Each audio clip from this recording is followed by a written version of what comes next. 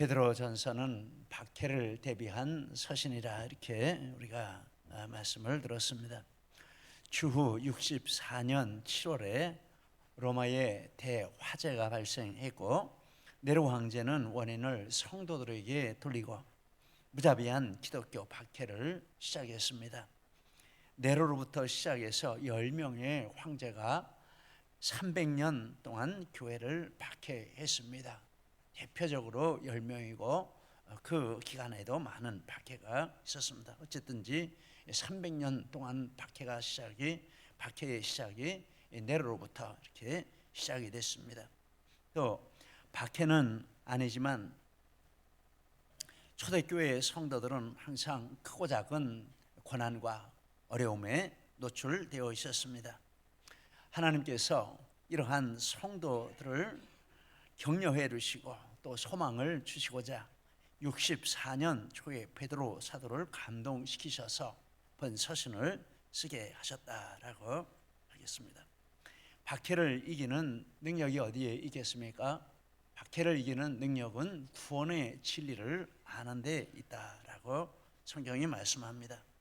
그래서 2절부터 성부, 성자, 성령, 2절에서 성부, 성자, 성령 삼위일체 하나님의 이 구원 사역을 말씀했습니다.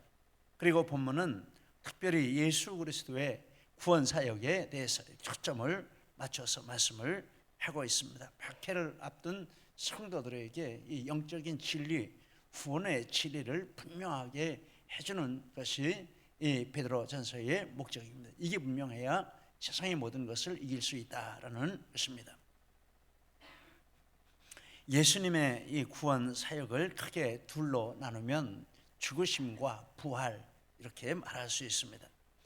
예수님이 십자가의 죽으심으로 성취하신 사역이 있고 또 부활하심으로 성취하신 사역이 있습니다.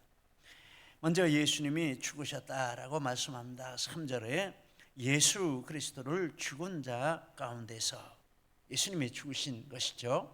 죽으심으로 성취하신 구원 사역이 있는데 첫째, 대속의 사역을 성취하셨습니다. 대속은 다른 사람의 죄와 그리고 죄에 대한 형벌을 대신 지는 것이 대속입니다.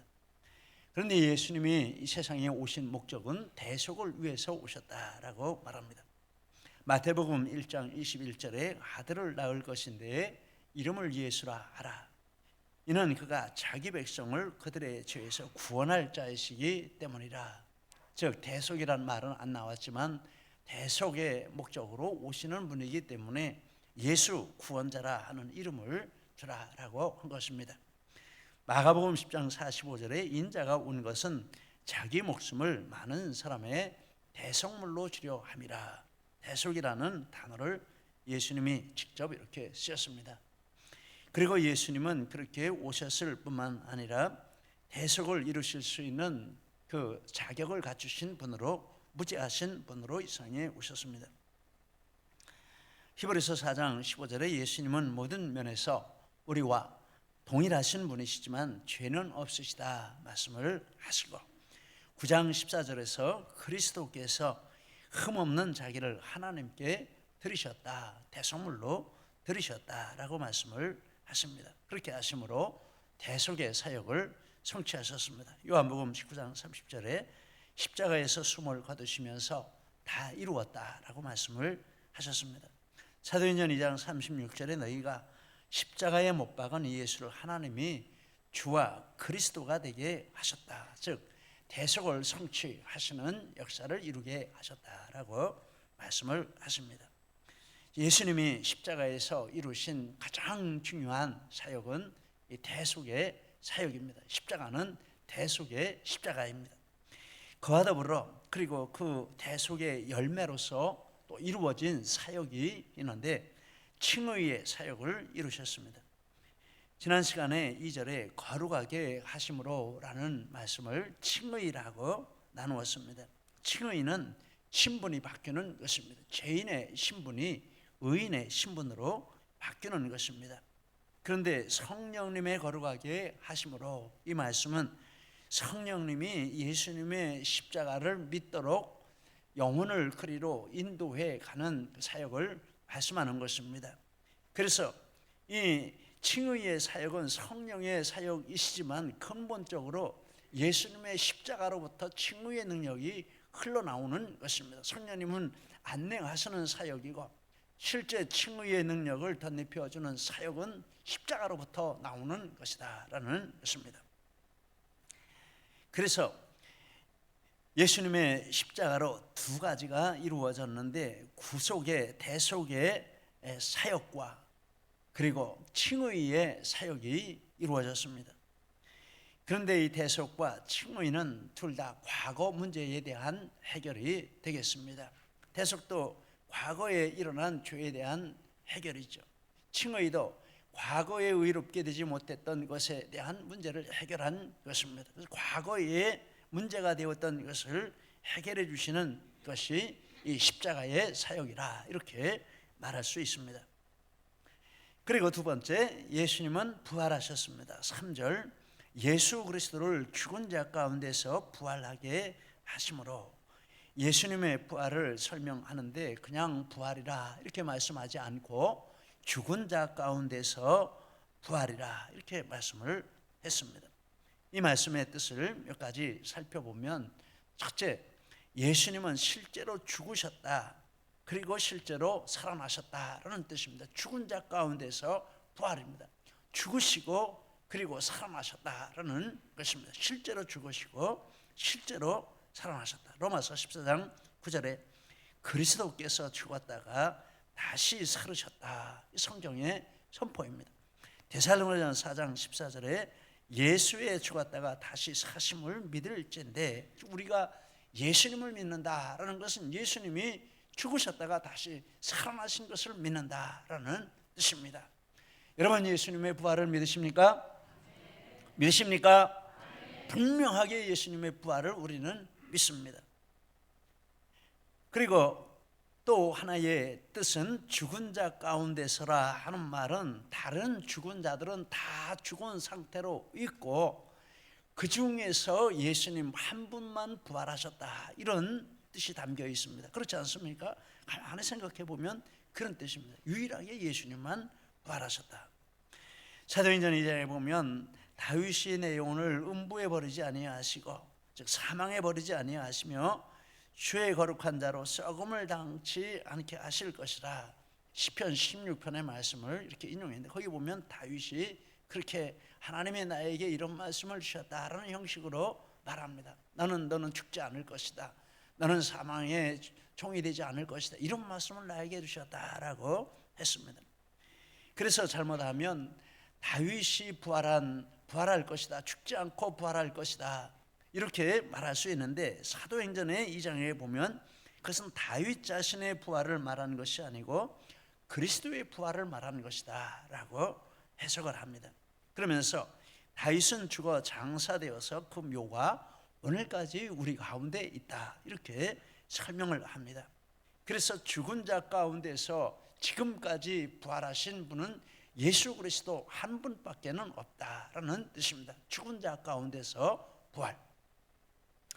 종종 어떤 이단의 교주가 자기는 3일 만에 살아날 것이니 죽어도 한방에 모셔놔라, 장사 지내지 마라, 이렇게 해서 나중에 이게 들통이 나가지고 가보면은 완전히 썩어서 냄새가 나고 백골이 되었다, 이런 기사들도 나오는 것을 보게 됩니다. 아닙니다. 다른 모든 사람은 지금 이 시대에는 다 죽어서 무덤 가운데 있는 것입니다. 그 중에 유일하게 예수님만 부활하셨다라고 말씀을 합니다. 물론 예수님이 재림하실 때는 모든 사람들이 부활의 몸을 입고 예수님 앞에 설 것이라 성경이 이렇게 말씀을 합니다. 그러나 역사 기간 동안은 부활은 예수님에게만 해당이 되는 것입니다. 세 번째, 예수 그리스도의 부활은 영화로운 부활이다라는 것입니다. 예수님이 죽으셨다가 살아나신 것, 부활하신 것은 죽으신 상태로 다시 살아나신 것을 가리키는 것이 아니라, 그 전의 몸 그대로 다시 숨을 쉬며 일어나는 것이 아니라 영화로운 완전히 변화된 몸을 입고 살아나신 변화되신 것이다 라는 뜻입니다. 그래서 부활하신 예수님은 시공을 초월하신다라고 말합니다. 요한복음 20장에 보면 제 아들이 유대인들을 두려워해서 문을 꼭꼭 걸어 잠그고 그 방 안에 숨어 있는데 부활하신 예수님이 문도 열지 않고 아무 인기척도 없이 그들 가운데 호련히 이렇게 나타나셨다. 제자들이 두려워 떨며 유령이 나타났다 이렇게 하며 소란을 피웠다라고 말합니다. 그 다음 부분에 보면 제 아들이 다시 문을 닫고 집 안에 있는데 도마가 예수님의 부활을 나는 절대 못 믿겠다. 예수님이 부활하신 몸으로 나한테 보여주기 전에 못 믿겠다. 그런데 그 순간에 예수님이 또 호련히 나타나셔서 도마에게 내 손의 못자국을 보고 내 옆구리의 청자국을 보고 믿음 없는 자가 되지 말고 믿는 자가 되라. 그래서 도마가 예수님 앞에 엎드려 나의 주시며 나의 하나님이십니다 이렇게 고백하고 믿는 자가 되었다 이렇게 말씀을 하고 있습니다. 부활하신 예수님은 시공을 초월하시는 부활한 몸을 가지고 부활하신 것입니다. 부활하신 예수님은 전능하고 영원하신 몸을 가지고 계십니다.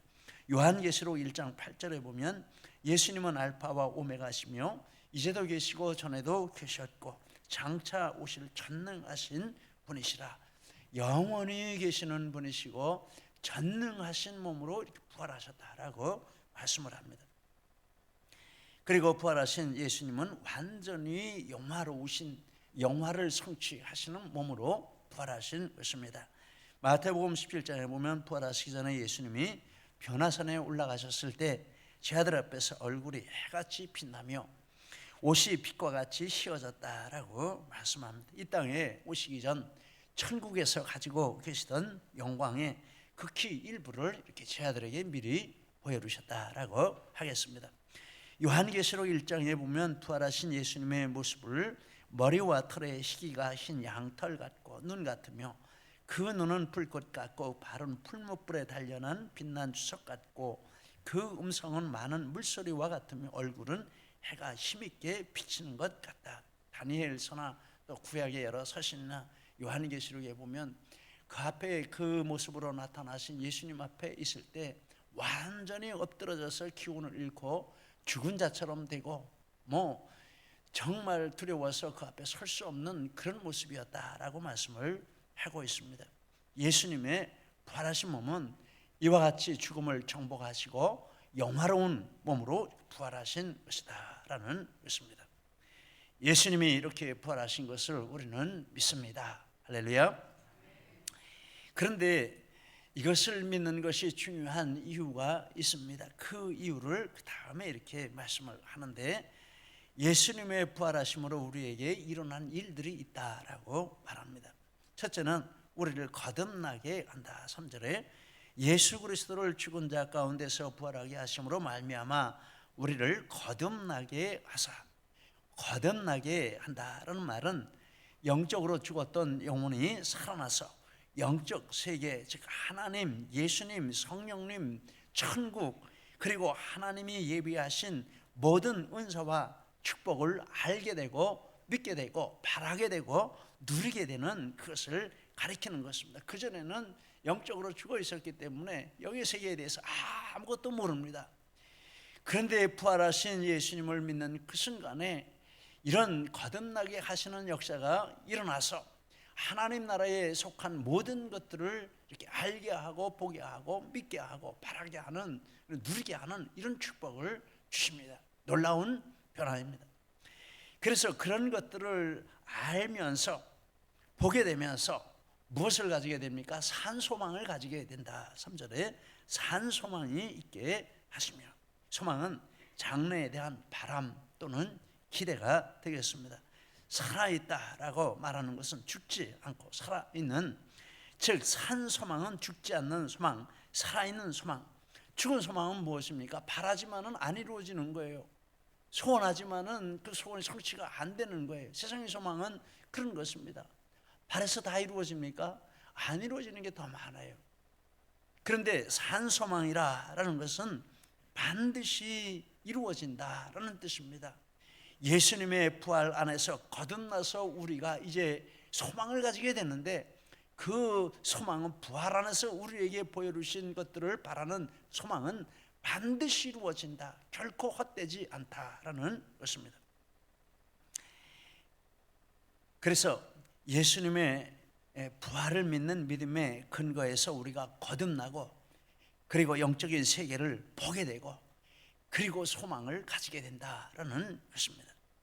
소망을 가지게 되는데 구체적으로 무엇에 대한 소망입니까? 4절에 보니까 유업을 잊게 하시나니 너희를 위하여 하늘에 간직한 것이라. 유업은 이 산 소망을 이렇게 묶는 단어입니다. 그 안에 유업이라는 단어 안에 산 소망의 모든 내용이 다 들어 있습니다.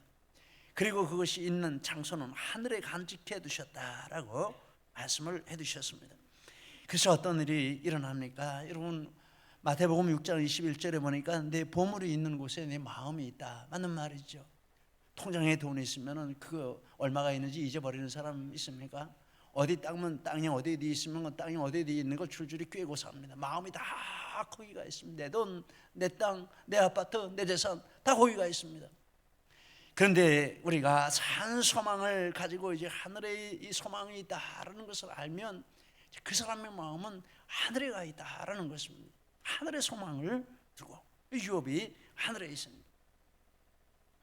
하늘에 무엇이 있습니까? 어떤 유업이 있습니까? 성경에 보니까 부활의 몸, 영생, 상급, 하나님의 충만한 임재, 영광, 이런 내용들을 이렇게 쉽게 찾아볼 수 있습니다.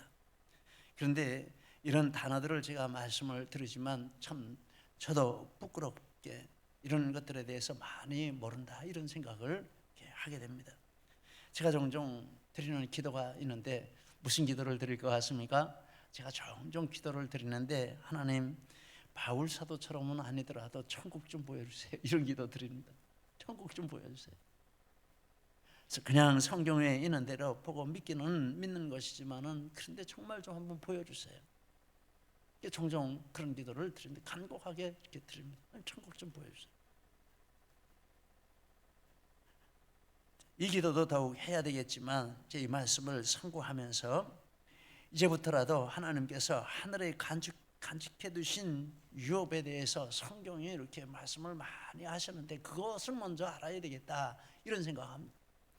성경을 연구해서 하늘에 간직한 이렇게 유업이 있다라고 하셨는데, 이게 도대체 무엇인지, 얼마나 많은 것인지 이거 좀 연구해서 이렇게 알아야 되겠다. 그리고 은혜 받으면 이제 그것들이 마음에 믿어지게 되겠구나, 이런 생각을 하게 됩니다. 또 연구해서 머리로 아는 것일 뿐만 아니라 정말 내가 할 수 있는 것들은 그 말씀에 순종할 때 하나님이 그 순종에 비례해서 하늘에 있는 그 즐거움이 내 안에 체험이 되어지고, 그 능력이 내 안에 체험이 되어지는 이런 은혜를 주시지 않을까, 이런 생각을 하게 됩니다.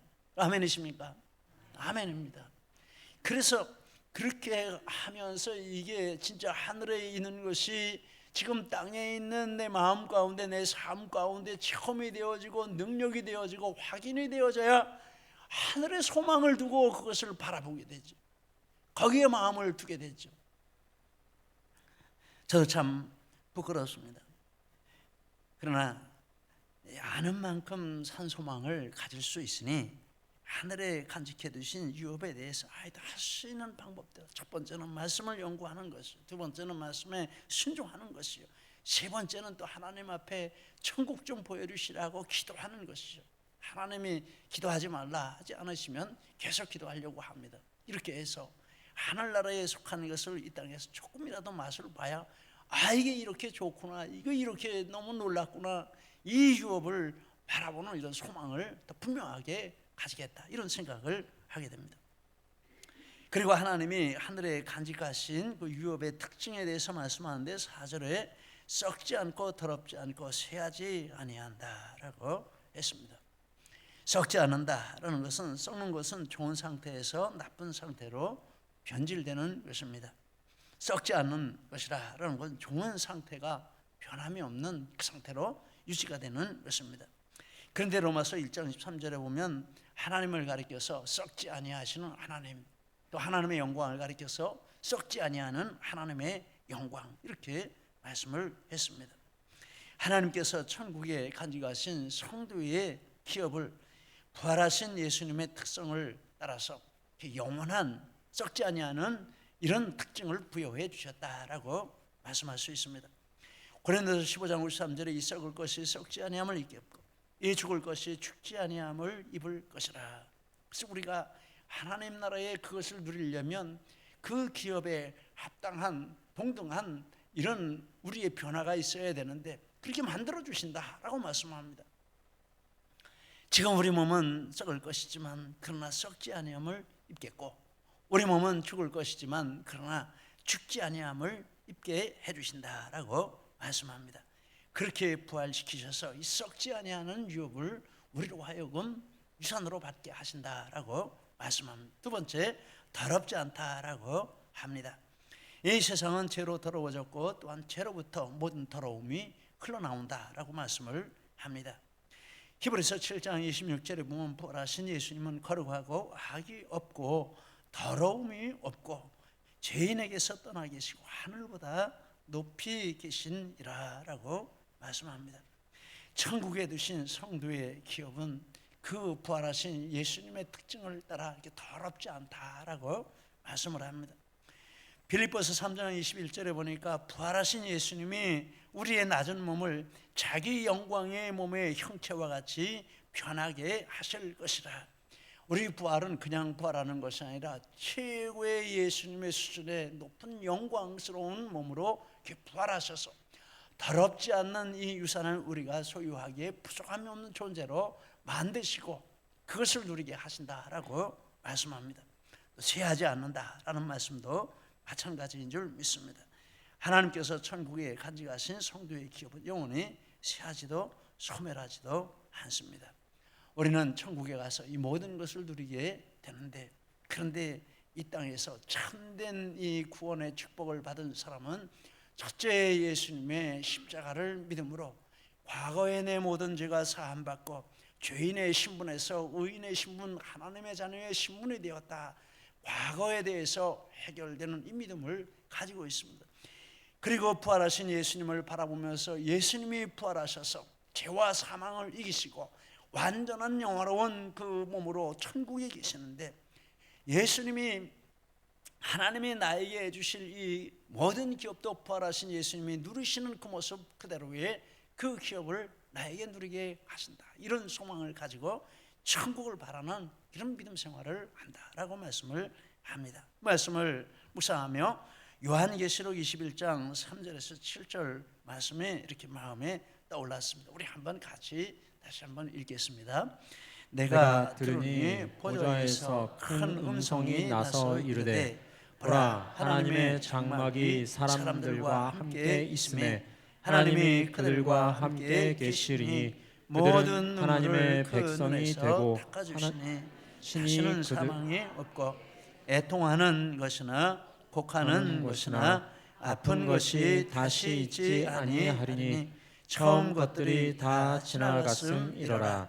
보좌에 앉으신 이가 이르시되 보라 내가 만물을 새롭게 하노라 하시고 또 이르시되 이 말은 신실하고 참되니 기록하라 하시고 또 내게 말씀하시되 이루었도다. 나는 알파요 오메가요 처음과 마지막이라. 내가 생명수 샘물을 목마른 자에게 값없이 주리니 이기는 자는 이것들을 상속으로 받으리라. 나는 그의 하나님이 되고 그는 내 아들이 되리라. 할렐루야입니다.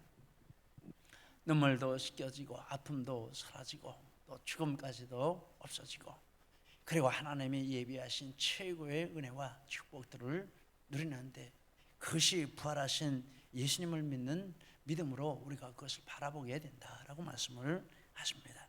천국 가는 순간까지 예수님의 십자가와 예수님의 부활 신앙에 굳게 서서 승리하는 믿음 생활을 하고 천국에 가서 우리 모두 충만한 유업을 누리는 우리 모두가 되시기를 예수님 이름으로 축복합니다. 아멘. 이 시간에